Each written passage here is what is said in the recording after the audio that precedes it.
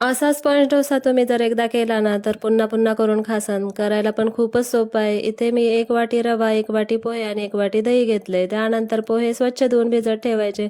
नंतर एका मिक्सरच्या भांड्यामध्ये रवा, दही आणि भिजवलेले पोहे घालून आहे ना, थोडंसं पाणी घालायचं आणि एकदम बारीक असं वाटून घ्यायचं. बघा असं झालं पाहिजे मिश्रण आणि हे 5 मिनिटासाठी आहे ना भिजायला ठेवून द्यायचं. त्यानंतर खोबरं, मिरची, कोथिंबीर अशी वाटून घ्यायची आणि एका कढईमध्ये जिरी, मोहरी, कढीपत्ता आणि वाटलेली आपली चटणी जी असते ती घालायची. थोडंसं मीठ घालून ही आपली चटणी तयार आहे.